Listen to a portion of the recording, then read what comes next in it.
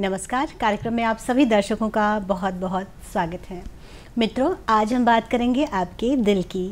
अब आप कहेंगे कि दिल की बातें तो हिंदी फिल्म वाले करते हैं। जी हाँ, बिल्कुल। जब हिंदी फिल्म वाले दिल की इतनी बातें करते हैं, इतने गाने बनाते हैं, तो हम भला दूरदर्शन वाले क्यों बात ना करें। और हमें तो चिंता होती है आपकी सेहत की।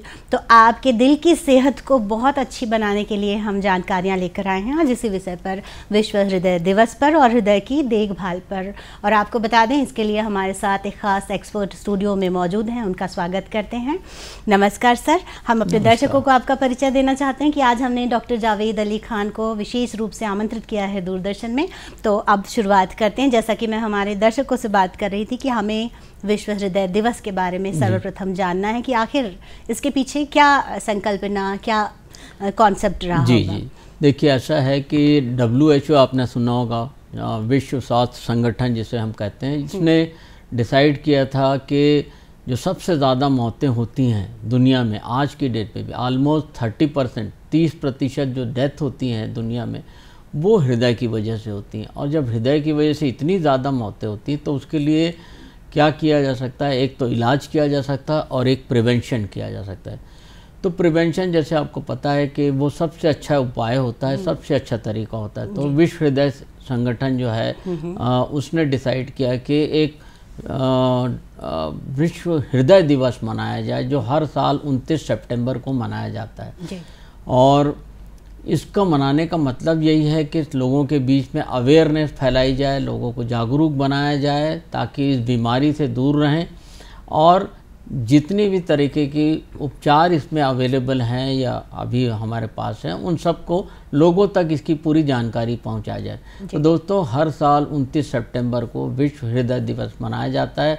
और इस बार जो है, जो थीम दी गई है वो WHO ने दी है, डोंट मिस ए बीट। इसका मतलब होता है कि हृदय की हर जो बीट होती, धड़कन है, वो इम्पॉर्टेंट है और आपको अपने हृदय की हर धड़कन का ख्याल रखना है। चलिए, तो दिल का ध्यान रखना है, दिल की धड़कन का ध्यान रखना है। इसके लिए आप सभी, हम सभी लोगों को जागरूक करने के प्रयास में हैं और विश्व हृदय दिवस मना रहे हैं। जी, तो कब हमें समझदार हो जाना चाहिए, हमें जागरूक हो जाना चाहिए अपनी धड़कन को लेकर? क्या ऐसा होता है हमारे दिल में, हमारे हृदय में, हमारी धड़कनों में कि जिसे हमें खतरे की घंटी समझ लेना चाहिए और दौड़ना चाहिए डॉक्टर्स के पास? 2-3 सवाल आपने एक साथ पूछे कि कब हमें जागरूक हो जाना चाहिए। मैं समझता हूँ जागरूकता जो है बहुत चाइल्डहुड से होनी चाहिए, बचपन से होनी चाहिए। हमारे जो स्कूल की किताबें हैं उसके सिलेबस में ये होना चाहिए कि हृदय से क्या प्रॉब्लम हो सकती हैं। एक 5वीं 6ठी क्लास का, 7th क्लास का स्टैंडर्ड का बच्चा भी ये समझना चाहिए कि क्या प्रॉब्लम हो सकते हैं और उनसे कैसे बचा जा सकता है। और जब बच्चा इस को पढ़ेगा, सिलेबस में पढ़ेगा, तो उसको रोकथाम के जो उपाय हैं वो भी अपनाएगा। और रोकथाम के लिए सबसे इम्पॉर्टेंट होता है कि खेलकूद होना चाहिए, फिजिकल एक्टिविटी होना चाहिए चाइल्डहुड में। जैसे कि हम देखते हैं आज के ज़माने में बच्चे मोबाइल्स में और टीवी गेम्स में, वीडियो गेम्स में, बाकी बहुत सारी जो ऐसी चीज़ें हैं जिनमें ज़्यादा फिजिकल एक्टिविटी नहीं, उन चीज़ों में रहते हैं। तो जागरूकता जो है चाइल्डहुड से होनी चाहिए, स्कूल के सिलेबस में होने चाहिए, मैं समझता हूँ। उसके बाद जब युवावस्था आती है उसमें और जागरूक होने की ज़रूरत होती है। और उसमें जागरूकता का मतलब ये होता है कि जो हमारी जीवन शैली है, जीवन पद्धति, जैसे हम जीते हैं, उसमें बहुत ज़्यादा बदलाव की गुंजाइश नज़र आती है अभी। जी, ये देखा गया है कि बहुत सारे जो डेथ हो रही हैं काफ़ी कम एज ग्रुप में हो जा रही है। बहुत मैटर ऑफ कंसर्न है और इसको हमको सोचना चाहिए। तो इसके लिए सबसे पहले जो पहला उपाय हम कर सकते हैं वो ये है कि अपनी जीवन शैली में, जो जीवन जिस ढंग से हम जीते उसमें बदलाव लाएं। दिल की अच्छी सेहत की पहली तैयारी है कि जीवन शैली अपनी जो वो युवावस्था से होनी चाहिए। आप बाद में जाके 50 साल 60 साल के बाद में उन चीज़ों को अपनाएंगे तो उतना फ़ायदा नहीं होगा आपको। तो आप जो है यंग एज ग्रुप में हैं, 20s में हैं, अर्ली 30s में हैं, उस वक्त अगर आप इनको फॉलो करें तो सबसे पहले तो जो है फिज़िकल एक्टिविटी है जो हर इंसान कर सकता है और उसको करना चाहिए, किसी भी एज ग्रुप में हो। पहली चीज़ तो ये। दूसरा, आपका जो खाने पीने का जो सिस्टम है वो बैलेंस डाइट होनी चाहिए। जंक फूड को अवॉइड करना चाहिए। अब जंक फूड बोलने से एक कॉमन एंटिटी है जिससे बहुत सारी चीज़ें आती हैं। ज़्यादातर बाज़ार में मिलने वाली जो भी चीज़ें होती हैं और ख़ास तौर से तली हुई चीज़ें, बेकरी फूड्स, ये सब जो चीज़ें हैं बहुत ज़्यादा नुकसान पहुंचाती है। आपको पता नहीं होता कि किन तेल में इनको बनाया गया है, उसमें ट्रांस फैटी एसिड कितना है, चर्बी कितनी है। तो अपना खाना पीना आपको रखना पड़ेगा, दुरुस्त रखना होगा। उसके बाद आपको सोना, जो स्लीप है वो बड़ी इम्पॉर्टेंट है। तो स्लीप के लिए ये है कि करीब करीब 7 से 8 घंटे आपकी स्लीप की रिक्वायरमेंट होती है हर एक नॉर्मल इंसान की। कुछ लोग 6 भी सोते हैं, कुछ लोग 8 की जगह 8.5 भी सो सकते हैं, लेकिन इन जनरल 6 से 8 घंटे की जो स्लीप होती है वो हर एक के लिए ज़रूरी होती है। वो वैसे ही है जैसे आपकी बैटरी को रिचार्ज करने के लिए ज़रूरी होता है। पर सर नींद तो सभी की उड़ी हुई है, बच्चे बूढ़े जवान सबकी। पहले किसी को बीमारी है या चिंता है, घरेलू पारिवारिक जिम्मेदारियां हैं, तो समझा जाता था कि चिंता और तनाव की वजह से। पर आज बच्चों को भी स्ट्रेस है, पढ़ने वाले बच्चों को भी, यंगस्टर्स को भी। तो फिर उसके लिए वो जो स्ट्रेस है, देखिए स्ट्रेस तो हर एक के जीवन का एक इंटीग्रल पार्ट है, ज़रूरी चीज़ होती है। हमारी बॉडी में एक टेंशन है, हर मसल में टेंशन है, वो ज़रूरी है। लेकिन जब ये टेंशन है या स्ट्रेस जिसको आप कहते हैं, दिमाग का जो स्ट्रेस रहता है, मेंटल स्ट्रेस, वो ज़्यादा नुकसानदायक होता है। तो अगर कोई भी स्ट्रेस अगर ज़्यादा हो जाएगा लिमिट से तो नुकसानदायक, कम हो जाएगा तो भी नुकसानदायक। अगर ज़्यादा हो जाएगा तो हमारी बॉडी में सिस्टम रहता है कि एड्रेनलिन एक पदार्थ होता है, हार्मोन होता है, वो सीक्रेट होता है। जब कभी भी एड्रेनलिन सीक्रेट होगा, अगर आप ज़्यादा टेंशन में किसी भी वजह से, पारिवारिक टेंशन है, फाइनेंशियल टेंशन है, जॉब का टेंशन है, ज़्यादा टेंशन हो जाएगा तो वो एड्रेनलिन आपके हृदय को नुकसान पहुंचाएगा, ब्लड प्रेशर आपका बढ़ जाएगा, शुगर के चांसेस बढ़ जाएंगे। तो वो ज़रूरी है। तो एक लिमिट में उस हार्मोन का बॉडी में रहना ज़रूरी है, लेकिन बहुत ज़्यादा होने की वजह से, जिसकी एक वजह टेंशन है, वो नहीं होना चाहिए। बहुत कम अगर हो जाएगा तो हम लिथार्जिक हो जाएंगे, हमारी मसल नहीं काम करेगी, शारीरिक तौर पे हम जो है फिर वो वीक हो जाएंगे, हम काम नहीं करेंगे, एक्टिविटी हमारी कम हो जाए। तो एक डेफिनेट अमाउंट ऑफ टेंशन ज़रूरी है, लेकिन बहुत ज़्यादा तनाव से लेने से, ख़ास तौर से मानसिक तनाव लेने से हृदय पे, ब्लड प्रेशर पे और शुगर पे, सब चीज़ों पे बुरा असर पड़ता है। तो तनाव को खुद पर हावी नहीं होने देना चाहिए। बिल्कुल नहीं। तो मैंने आपसे पूछा था कि हम दिल की धड़कन को किस तरह समझें कि मामला गड़बड़ है, क्या ऐसा होगा, क्या लक्षण, क्या सिम्टम्स नज़र आएंगे कि हमें समझ लेना चाहिए कि अंदर कुछ सीने में, दिल में कुछ चल रहा है करके। देखिए वैसे तो इन जनरल ये कहा जाता था कि 40 साल के बाद की प्रॉब्लम शुरू होती है, जनरली हृदय की जो प्रॉब्लम होती है।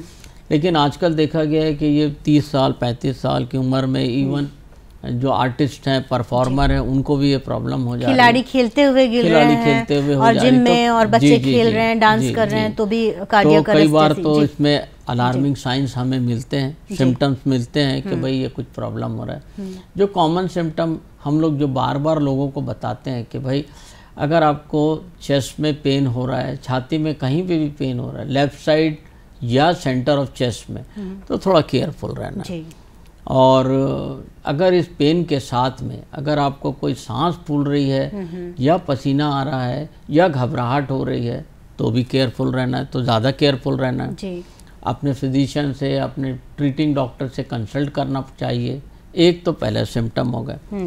दूसरी चीज़, कभी कभी लोग जो है ये सिम्टम नहीं होते या कम होते और उनको हाथ पैर में सूजन आ जाती है या उनको फटीग होता है। फटीग मतलब एक्सेसिव वीकनेस, बहुत ज़्यादा आपको वीकनेस लगने लगे। अगर आपको लगे कि मैं पहले तो 2 किलोमीटर आराम से चलता था, अब मैं नहीं चल पा रहा हूँ, 1 किलोमीटर बाद थक जा रहा हूँ। या आपको लगे कि पहले मैं 2 स्टेयर्स जो है 2 फ्लोर तक चढ़ जाता था, आजकल वो चढ़ने के बाद ही 1 फ्लोर के बाद ही मैं थक जाता हूँ। तो ये सब जो चीज़ें हैं अलार्मिंग होती हैं। बढ़े हुए वजन का भी क्या हृदय की सेहत से बहुत ज़्यादा फर्क पड़ता है। देखिए ओबेसिटी जिसको आप बोलते हैं ना, वजन बढ़ जाना जो होता है, वो उसको हम लोग मेडिकल टर्मिनोलॉजी में ओबेसिटी बोलते हैं।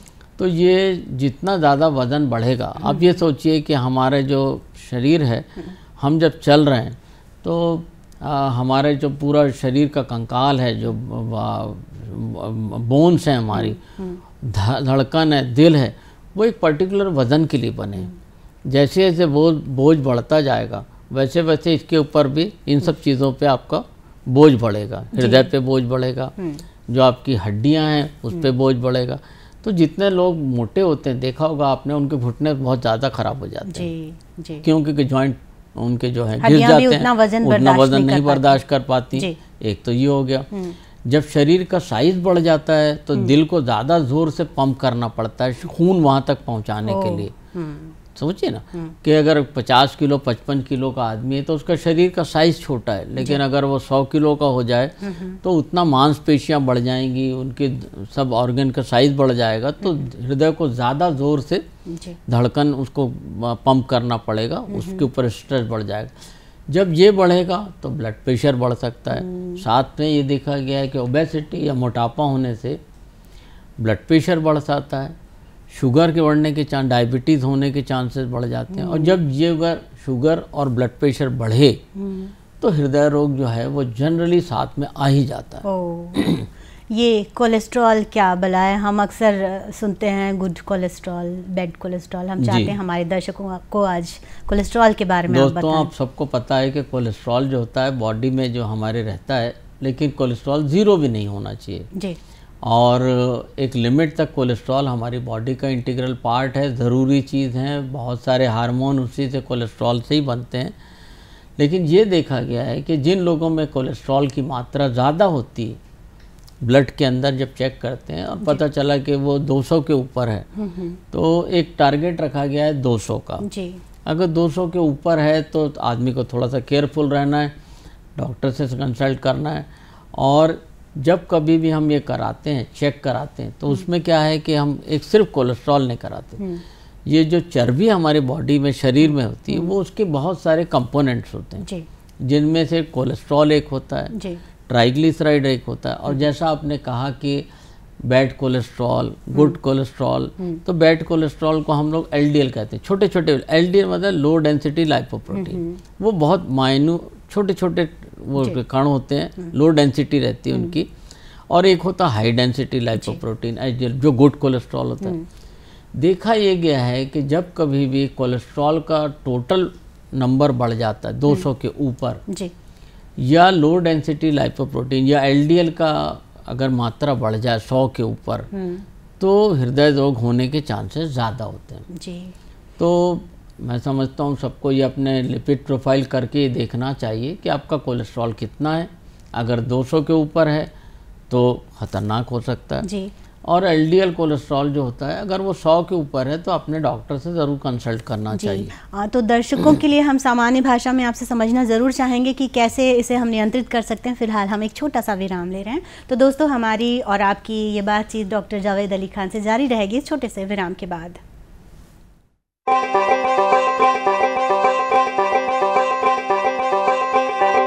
मेरी अपनी सबकी है ये, मेरी अपनी सबकी है ये, आज ही नहीं कल की है ये, अपने हक अधिकार दिलाती आपकी बातें, आपकी बातें, आपकी बातें, आपकी बातें। हर मुश्किल का हल है सुझाती, जीने की एक राह दिखाती, अंधियारे में राह दिखाती आपकी बातें, आपकी बातें, आपकी बातें, आपकी बातें। देखना ना भूलें आपकी बातें, हर गुरुवार शाम 6 बजे दूरदर्शन छत्तीसगढ़ पर। कार्यक्रम में एक बार फिर से आप सभी का स्वागत है। डॉक्टर जावेद अली खान से हम जानेंगे कि आखिर कोलेस्ट्रॉल को नियंत्रित रखने के लिए हमें क्या करना है। सर, तो मैं चाहूँगी कि दर्शकों को एकदम सामान्य भाषा में आप समझाएं, क्या खाना है, क्या नहीं खाना है, क्या करना है, क्या नहीं करना है। देखिए, खाना पीना तो हमको नियंत्रित करना ही चाहिए जी। कोलेस्ट्रॉल जो हमारी बॉडी में या ब्लड के अंदर होता है, उसके 2 सोर्स होते हैं। एक तो हम जो खाना पीना खाते हैं, इनटेक जो हमारा होता है, उससे डिराइव होता है, उससे बनता आता है खून में। और दूसरा बॉडी के अंदर खुद का खुद सिंथेसाइज होता है, मतलब बॉडी के अंदर खुद बनता है वो। और आपको जान के हैरानी होगी कि ज़्यादातर कोलेस्ट्रॉल जो हमारी बॉडी के अंदर होता है वो बनता है, उसको लिवर बनाता है उसको, क्योंकि वो हमारी ज़रूरी पार्ट है, डाइजेशन का पार्ट है, कुछ हार्मोन्स के जो वो रहते हैं आवश्यक है। तो लेकिन हम जो ऑलरेडी बॉडी के अंदर बन रहा है उसको तो हम ज़्यादा कुछ कर नहीं सकते, उसके लिए दवा ही लेनी पड़ेगी। लेकिन जो हम इंटेक ले रहे हैं, खा पी रहे हैं, उसको अगर हम नियंत्रित करें तो कुछ हद तक के 20-30% तक के वो कंट्रोल हो सकता है। अब इनमें जो चीज़ें नहीं खानी है वो आप सब जानते हैं कि वसा का ज़्यादा प्रयोग नहीं करना चाहिए, और जंक फूड में जैसे मैं पहले डिस्कस कर रहा था, जंक फूड जो होता है जो बाहर दुकानों में मिलता है, उसमें दिक्कत ये रहती है कि बहुत सारे जो ऑयल वो इस्तेमाल करते हैं वो अच्छे ग्रेड के नहीं होते, उनमें बहुत ज़्यादा ट्रांस फैटी एसिड होता है। ये ट्रांस फैटी एसिड एक ऐसी चीज़ होती है जो नुकसानदायक होती है। तो एक तो बाहरी चीज़ों का ध्यान से सेवन करें, कम सेवन करें, घर का बना हुआ का पहली चीज़। दूसरा जो बेकरी फूड होता है उसमें बहुत ज़्यादा मैदा और ये सब चीज़ें होती हैं, वो भी नुकसानदायक होती हैं। चीज़ हो गई, बटर हो गया, मलाई हो गई, ये जो चीज़ें होती हैं ये नुकसान करती हैं, ये कम लेना चाहिए। उसके बाद अगर इससे नहीं कंट्रोल हो रहा है, जैसे मैंने आपको बताया कि इससे सिर्फ 20-30% हमारी बॉडी की रिक्वायरमेंट होती है, बाकी तो बॉडी के अंदर बनता है। तो उसको अगर उसके बाद भी नहीं हो पा रहा है तो फिर आपको गोलियां लेनी पड़ती है। तो पहले अगर आपका किसी का कोलेस्ट्रॉल बढ़ा हुआ है तो सबसे पहले हम उसे हिदायत देते हैं कि आप जो है खाने पीने में अपने परहेज़ करें, रोज़ वॉक पे जाएं, मोटापा कम करें, डायबिटीज़ कंट्रोल करें, थायराइड चेक कराएं, कहीं उसकी वजह से तो नहीं हो रहा। तो अगर इन सब चीज़ों के करने के बावजूद कोलेस्ट्रॉल के लेवल पे कमी नहीं आ रही है तो फिर उसे हम गोलियां देते हैं जो बॉडी में जाती हैं अंदर, और लीवर के अंदर जैसे मैंने आपको बताया जो सिंथेसिस हो रही है कोलेस्ट्रॉल की उसको ब्लॉक करती है। नमक की क्या भूमिका है? नमक के लिए भी कहा जाता है कि नमक ज़्यादा नहीं लेना है, खासतौर से अगर हाई नमक जो है देखिए वो तो ज़रूरी है जी, लेकिन नमक अगर ज़्यादा लेंगे तो देखा यह गया है कि 5 ग्राम से ज़्यादा अगर आप नमक का इंटेक करते हैं डेली पर डे, एक व्यक्ति को 5 ग्राम से ज़्यादा अगर आपने नमक का इस्तेमाल किया पर डे तो देखा यह गया है कि फिर उसमें ब्लड प्रेशर के चांसेस बढ़ जाते हैं। ब्लड प्रेशर नमक में भी क्या कोई आप विशेष सलाह देंगे? कई बार हम सुनते हैं सेंधा नमक या ऐसा नमक। सबसे इम्पोर्टेंट चीज़ तो ये है कि नमक का जो इंटेक है ना वो कम होना चाहिए। मैं जैसे मैंने बताया कि 5 ग्राम जो है डेली रिक्वायरमेंट है, लेकिन अगर किसी को ब्लड प्रेशर है तो हम उससे सलाह देते हैं कि 3 ग्राम तक ले करके। अब उसको कैसे लेंगे, कौन से फॉर्म में लेंगे? सेंधा नमक माने जो रॉक सॉल्ट होता है, ये होते हैं वो ठीक है। और एक आम इंसान को जो पोटेशियम रिच सॉल्ट होता है वो ज़्यादा प्रेफरेबल रहता है रादर देन सोडियम। देखिए जो कॉमन सॉल्ट होता है ना वो NaCl होता है, सोडियम क्लोराइड कहलाता है वो, जिसमें सोडियम रहता है ज़्यादा। तो सोडियम जो होता है वो सब मेन जड़ है बीमारियों की, ब्लड प्रेशर की। तो कोशिश ये करते हैं कि सोडियम क्लोराइड की जगह उसमें कुछ पार्टली हम पोटेशियम क्लोराइड भी ऐसा मिला के उसको ऐसा नमक दें जिसमें कि सोडियम का लेवल कम रहे और टेस्ट बरकरार रहे, तो वो नमक प्रेफरेबल रहता है। सर, मेडिकल साइंस इतनी तरक्की कर रही है, इलाज के क्षेत्र में भी और जांचों के क्षेत्र में भी कुछ ना कुछ सुधार, कुछ ना कुछ संभावनाएं बढ़ती जा रही हैं। हृदय रोग से जुड़ी हुई जांचों में भी क्या कोई सफलता आप लोगों ने हासिल की है? बहुत ज़्यादा। जी, उनके बारे में अच्छा सवाल आपने पूछा। देखिए सबको पता है कि ECG, इकोकार्डियोग्राफी और ट्रेडमिल ये हम लोग पिछले काफ़ी टाइम से बोलते आ रहे हैं, और ये हर छोटे से क्लिनिक में, नर्सिंग होम में, हॉस्पिटल्स में अवेलेबल है, जिससे बेसिक जानकारी हमको हो जाती है कि हार्ट में कुछ प्रॉब्लम है या नहीं। लेकिन 2-3 जगह, 2-3 फील्ड कार्डियोलॉजी में ऐसे हैं जहाँ पे कि मैं बताना चाहूँगा कि अगर किसी को प्रॉब्लम है और हम जब एंजियोग्राफी करते हैं और उसके बाद उसमें एंजियोप्लास्टी करते हैं, कोई ब्लॉकेज है उसको खोलते हैं जी। तो पहले तो हम लोग सिर्फ एंजियोग्राफी करके देख लिया करते थे ब्लॉकेज है क्या कर। अभी कुछ और भी नई टेक्नोलॉजी आ गई है जिसमें क्या है, धमनियों के अंदर हम लोग एक कैमरा डाल के जो और अंदर से हम उसको देखते हैं, जिसको हम लोग OCT कहते हैं, OCT कहते हैं, जिसके वो टोमोग्राफी है बेसिकली।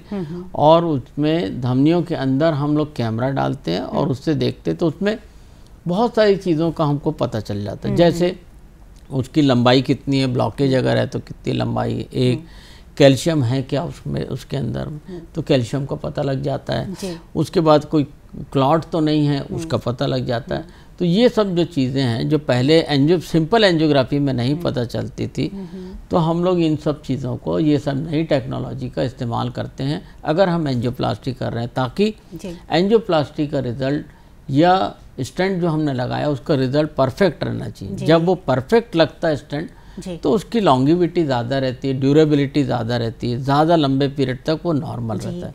तो एक तो इस OCT हो गया। एक इंट्रावेस्कुलर अल्ट्रासाउंड नाम की एक डिवाइस आती है, जिसके अंदर जैसे आपने सुना होगा अल्ट्रासाउंड करते हैं हम लोग, पेट में करते हैं, ये सब चीज़ों का तो वो हृदय की धमनियों के अंदर जाके उसका अल्ट्रासाउंड करते हैं। उससे भी हमको बहुत सारी जानकारी मिलती है। इलाज में बहुत सारे नए नई टेक्निक आ गई हैं। पहले तो सिंपल प्लेन बलून से हम लोग एंजियोप्लास्टी कर दिया करते थे।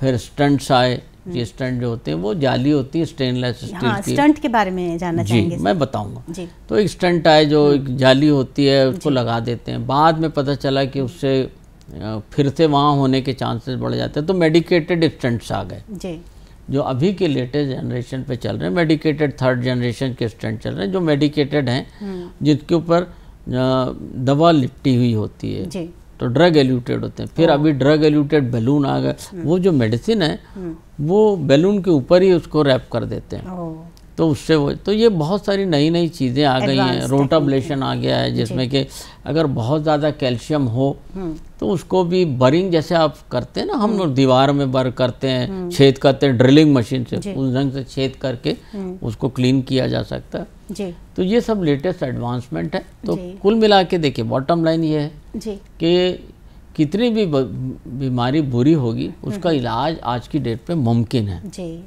बशर्ते कि आप समय पर डॉक्टर्स के पास पहुंच जाएं, गंभीरता से अपनी सेहत के लिए गंभीर हो जाएं। देखिए, हृदय रोग में यही प्रॉब्लम है। जैसे मैंने बताया कि इलाज तो मुमकिन है, लेकिन बशर्ते आप वक्त पे पहुंचे। बहुत सारी टाइम वक्त पे आप वक्त पे नहीं पहुंच पाते, तो और खतरे की घंटी तो बजती है। आवश्यकता है सिर्फ उस घंटी को समझने की और सही समय पर पहुंचने की। आपने ब्लॉकेज की बात की, तो ये क्लॉट्स जम जाते हैं, क्यों जम जाते हैं, क्यों हो जाता है, ये जानना चाहिए। ये जमना तो जैसे मैंने बताया कि देखिए, डायबिटीज़ अगर किसी को है तो हृदय के अंदर वो कोलेस्ट्रॉल जाके जम जाता है। किसी को ब्लड प्रेशर है तो भी ये चांसेस बढ़ जाते हैं। किसी को अगर थायराइड का प्रॉब्लम है, हाइपोथायराइड है, कोलेस्ट्रॉल ज़्यादा है, तो भी ये प्रॉब्लम होता है। अगर मोटापा है, वज़न ज़्यादा है, तो भी ये प्रॉब्लम है। तो ये मल्टीफैक्टोरियल है, किसी एक चीज़ से ठीक नहीं होता, या एक चीज़ पे ठीक करने से नहीं होगा। हमको सारे जगह पे उसको ठीक करना पड़ेगा। जैसे वज़न कम करना पड़ेगा, डायबिटीज़ कंट्रोल करनी पड़ेगी, ब्लड प्रेशर कंट्रोल करना पड़ेगा, खाना पीना लाइफस्टाइल में वॉक करना पड़ेगा। बहुत सारी चीज़ें जब हम ये सब मिला के करेंगे, तो मैं समझता हूँ कि जीत हमारी होगी। सर, बच्चों से लेके बुजुर्गों तक की हेल्थ के बारे में, उनकी सेहत की, उनके हार्ट की हेल्थ के बारे में जानना चाहेंगे। कई बार हम अखबारों में और न्यूज़ चैनल्स में देखते हैं कि कोई एक्सरसाइज करते हुए कोई गिर गया अचानक से, उसका कोई सिम्टम नहीं था पहले, तो ऐसा क्यों हो जाता है?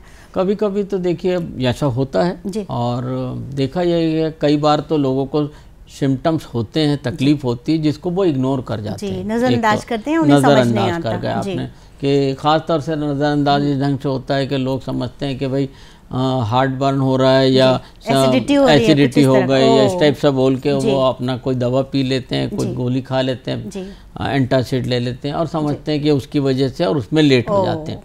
एक तो ये हो सकता है कि भाई कोई परफॉर्मर था, पता चला कि उसने खाने पीने में गड़बड़ हो गई, समझ के जो छाती में जलन हो रही थी उसको छोड़ दिया और परफॉर्म करने चला गया। अब आप सोचिए, किसी को अगर हार्ट का प्रॉब्लम हो रहा है और वो परफॉर्म कर रहा है स्टेज पे, तो इट्स वेरी डेंजरस सिचुएशन। इसलिए समय रहते हमें सावधान हो जाना चाहिए। मुझे लगता है कि हृदय से जुड़ी हुई बहुत सारी जानकारियां हमें आज आपसे प्राप्त हुई। फिर आपके मार्गदर्शन की आवश्यकता होगी, तब तक के लिए नमस्कार। नमस्कार। तो हमारे आज के एक्सपर्ट डॉक्टर जावेद अली खान ने हमें बताया कि हमें अपने खान पान पर नियंत्रण रखना है, लाइफस्टाइल सही रखनी है, वजन को नियंत्रित रखना है, और थोड़ा सा भी सिम्टम समझ में आने पर दौड़ के डॉक्टर्स के पास जाना है। ऐसी जानकारियों के साथ फिर हाजिर होंगे, तब तक के लिए नमस्कार।